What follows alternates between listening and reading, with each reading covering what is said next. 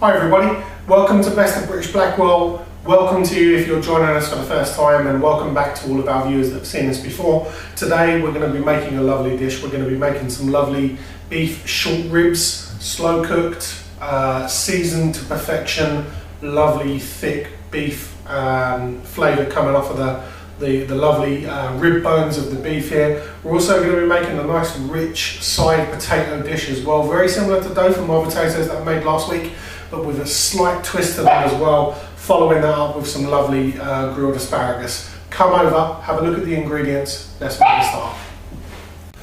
Some lovely ingredients today. May seem like a lot, but actually they're really quite simple. First of all, look at these lovely beef ribs that we've got here.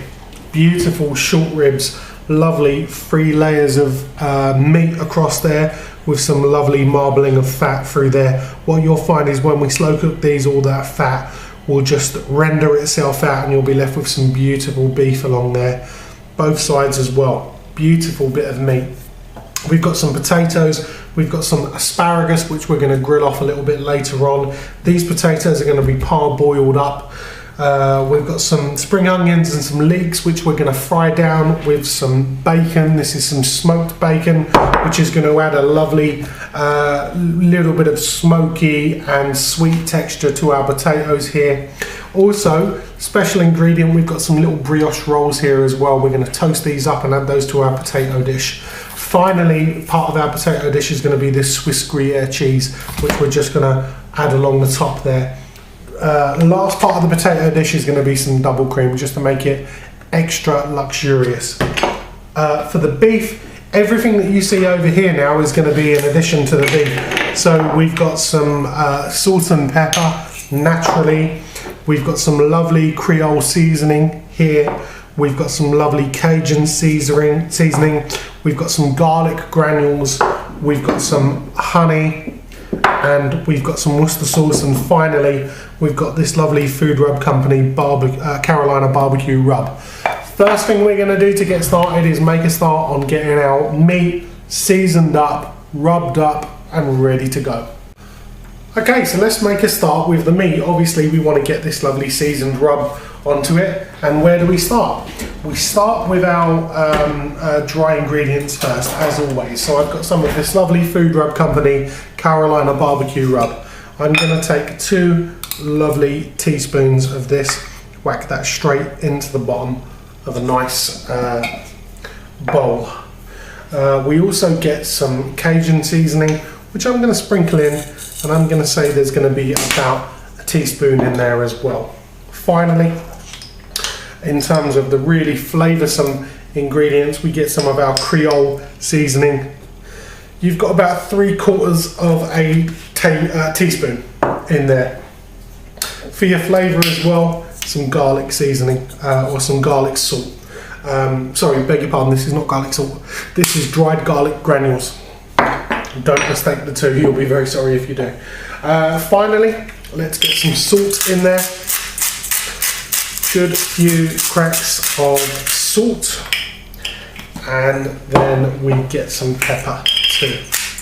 As you can see, there's not a great deal of dry ingredients in here. You're not looking to overpower the beef with any flavours that are too harsh for it. You're just looking to get a nice decent rub onto it. A little trick for you, what I'm going to show you here is I get my gloves on here, because obviously making sure that you've got clean hands on meat is a good idea, and it also enables you to just get your hands into the mixing process without constantly having to go back to the sink and wash your hands when you touch other ingredients. So what we're going to do here is add some wet ingredients in here just after we get the meat in. So throw this meat in, start to roll it around in this meat and get those dry ingredients worked in here. So a nice handful of the dry ingredients into the meat. Take it piece by piece, rub those ingredients in. As you can see, the dry ingredients start to impart themselves really nicely onto this. So give that a good going over, making sure that every piece of meat has got a nice covering of the rub on it. My advice would be to do this the night before you're preparing this meal. However, you don't have to. You can do this a couple of hours before. Finally, just to make sure that all of your ingredients get mixed into the meat, is take some honey. Now this is some set honey which I've just warmed up a little tiny bit. I'm going to pour that all over the meat in there, and then get some Worcester sauce as well. Now immediately what you can see is that we've added some moisture in there, and what you'll find is that the rub that you've got in there is much more likely to stick to this meat, adding to the flavour, adding to the marinade, adding to the fact that you've used some lovely ingredients in there, some sweet, some sour, some spicy, some sticky, and look, straight away, as you can see, beautiful colours and textures on this meat. Next stage of the beef is really simple. Get yourself some tin foil. I'm using the extra wide tin foil here, but you can get the narrower pieces and start to join them together with a nice fold. All you do is you take these beef ribs, put them bone side down, get them in a nice line. As you can see, look, they've took on that lovely colour there from the rub that we've put on them. Get them bone side down onto that piece of tin foil. Now all you're looking to do is cover them. Also what I've done is put some greaseproof paper on top here as well. Cover them over. Finally, get the greaseproof, get the tin foil, sorry, and then completely cover them over with the tin foil, covering over the ends. Make sure no part of the meat is exposed. Cover it over completely. That looks beautiful. Finally, straight into a roasting rack. Sorry, that's flip off. Straight onto a roasting rack and into the oven on about 170 degrees for about 2.5 to 3 hours. We will pop back and see what those look like in around about 2.5, 3 hours time. While you're waiting for your ribs, let's start to crack on with some of these side dishes. I'm going to start with the potatoes. This is a mixture of potato, brioche, bacon, leek and spring onion. So you've got some lovely sweet flavours coming in there from the leek and the spring onion. You've got your hearty ingredient, which is the potato, which bulks this meal out a little bit. You've also got some sweetness coming in there from the brioche that we're going to use. I'll show you how we add that to the dish a little bit later on. And you've got some really nice cheesy flavours coming in there as well with the Gruyere. All we do with the potatoes, and you can use any potato that you like. I'm using up some new potatoes that I had left over in the fridge. Cut them down into quarters. So straight in half, straight into a quarter. You don't need these to be pretty. You don't need them to look too pretty. Smaller ones, cut down into half if you want, but the bigger ones definitely need to go down into quarters. Chop these up, parboil them. While the potatoes are parboiling, I'm going to make a start on the leeks and the spring onions. Now what you can see I've done with these straight away is I've got rid of the extreme end and the extreme top there. I've done that on both the spring onions and the leeks. I have nothing against the top ends if you're slow cooking things out, but these are going to be fried down.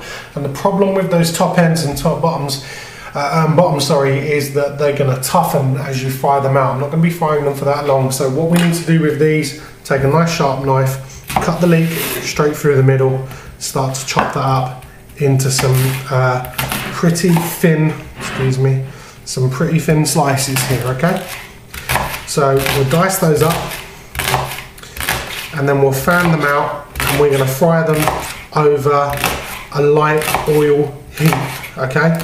So that's those done. These spring onions, they don't need a great deal more than that. I would just chop them a little bit thinner than you do the leeks, okay? So as you can see, we've got some lovely green colours in there as well. That's going to do nothing but add to this dish. Just chop the spring onions slightly thinner than you did the leeks, okay? Because they're just going to spread their flavour out much better than the leeks did, okay? Okay, now we've chopped up the leeks and the spring onions, we get them into a frying pan and we start to fry those off. We're not looking to get these golden brown or cooked through or burnt or anything like that. You're just looking to get them a nice translucent colour, get them nice and soft. So you're sweating them down more than you are anything else, okay? Okay, this is the consistency we're looking for. Been sautéing away now for the last 3 minutes. While this has been sautéing away, I've been grating the Gruyere cheese into a little bowl that we're going to use a bit later. You don't need it any more than that. You can see it's nice and soft. It's lost its kind of hard, thick, chunky texture. We're just going to take this, transfer it into a bowl where we're going to use it a little bit later on. Leeks and spring onions are out the way. As you can see, we've still got a nice bit of oil left in the bottom of this pan, and we're going to get the bacon straight in as well. This is just smoked bacon pieces. You can pick these up cheap enough from your local supermarket, or you can take some streaky or lean back bacon if you want and just chop it up yourself if you'd like. The reason that the bacon goes in after the leeks and the spring onions is because they're going to create an awful lot of fat themselves anyway, so you don't need too much oil in the pan. Let these fry away. Again, we're not looking to make them golden, we're just looking to get them just cooked. I'll show you when they're perfect. While those bits of bacon are cooking down lovely, why not take our brioche and start to prepare that? So, these are the little brioche finger buns that you can get for the kiddies that they absolutely adore. They're really sweet, they're really milky and buttery, and they've got that lovely sweet texture to them, like a really sweet bread basically. All we're going to do is take 3 of these finger buns, cut them into 3 strips each, like this. So we're going to end up with 9 strips. Take each strip of 3 and then cut that down the middle. Nice and simple, it doesn't need to be too pretty, you're not going to see this. It's not going to be on the top of the dish that you're cooking. Straight down the middle there. And then finally just take this and cut it into cubes. Doesn't matter which size, they can be small, big, minuscule if you like. You could blitz these up in a blender if you wanted to. I wouldn't recommend that. What I do is, after the bacon's cooked, we're going to toast these up. So the bacon is now off the heat, it's into a separate bowl, but as you can see, we've still got some of the lovely bacon fat sitting in this pan. We take our pieces of brioche. Don't put them all in at the same time, go roughly half and half. Sit them in that pan, give them a little toss around. What we're going to do is we're going to toast these pieces of brioche in the bacon fat. There we go. Can you see that colour that we're getting on these pieces of brioche now? Absolutely beautiful.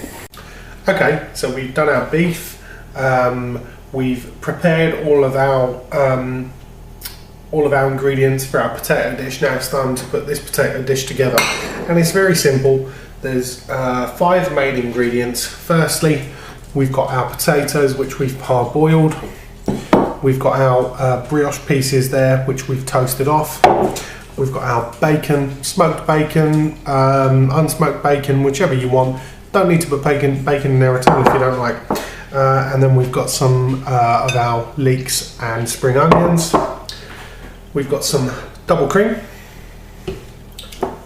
salt and pepper, and earlier on I grated and chilled the Gruyere cheese. Very similar to a dauphinoise potato, which I've made in a previous video, but not exactly the same. You certainly don't need to start slicing the potatoes as precisely as you do for a dauphinoise. So what you do, nice layer of potato on the bottom of the bowl here. Just make sure that that covers the whole of the bottom. Get some bacon in there. Start to spread that out. This is chopped bacon actually. I've probably done a better job myself if I'd have bought some bacon and just chopped it up. Nice layer of the leeks and spring onions. Decent layer of the brioche. Adds a lovely crunch to this dish.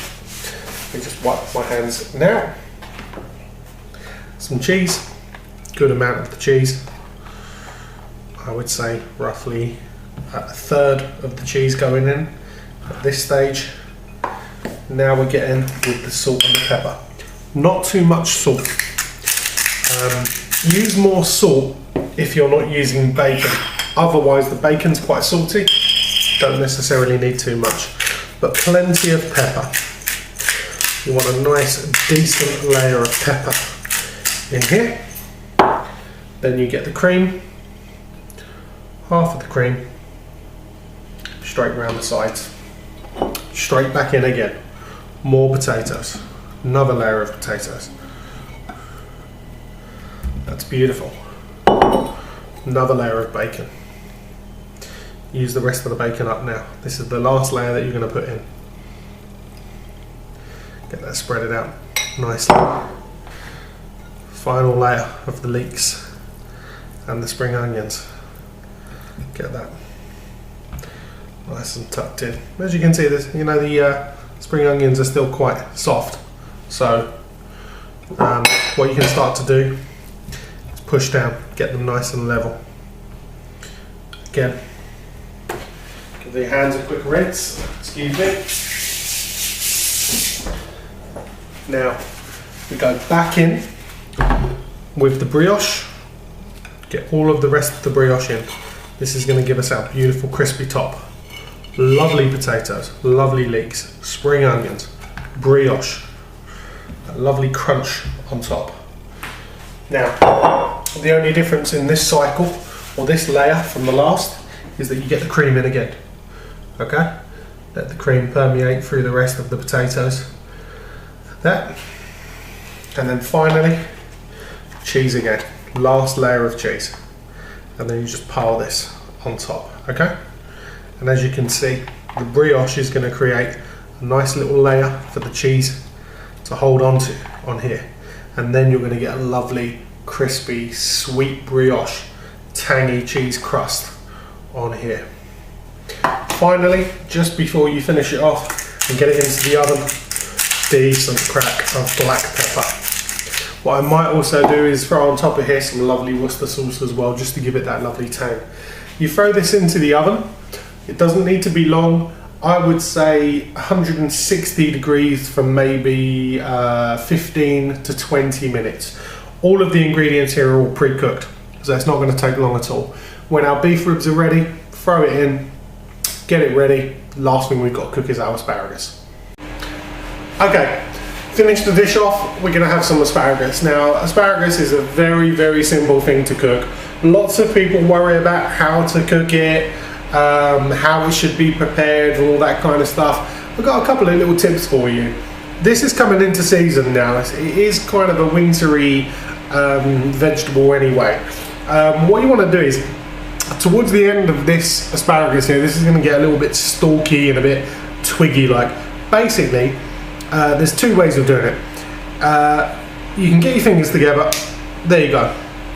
Where the asparagus breaks is where it's at its most kind of fragile. So what you can do is you can go across all of these pieces of asparagus and snap them across like that. So basically, as you can see again, get the thumbs together there. And normally where it breaks is where it's at its most tender.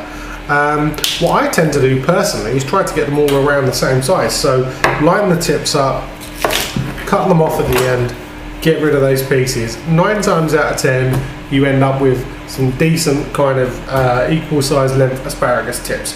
What we're going to do with these, okay, a little bit of oil, a little bit of butter into a griddle pan, lightly griddle these off. I'll show you that in a sec. Here we go. A little bit of oil in this pan, a little bit of butter as well. Get your asparagus in there, lay it flat on there, don't move it again. You don't need to do too much to this. You're looking to get some nice light colour on there. You're looking for it to soften down a little bit as well. You still want to leave a little bit of bite to the asparagus, so I would say 3 minutes on either side, and then you just turn it round the other way just to give it some light colour. Asparagus is looking lovely. Give it a bit of a turn, bit of a toss over in the oil, straight back on the heat. Okay, so here we are, ready to serve up. First of all, take a look at that. That is our potatoes, leeks, spring onions, bacon, and brioche with lovely Gruyere cheese. Look at that. That looks an absolute picture. Next up, that is our beef ribs. How good do they look? They are literally falling off of the bone. What we're going to do, grab ourselves some serving utensils, and what you'll find with this meat is it literally falls off of the bone. There you go. That's what you're left with. Just a big beef bone there.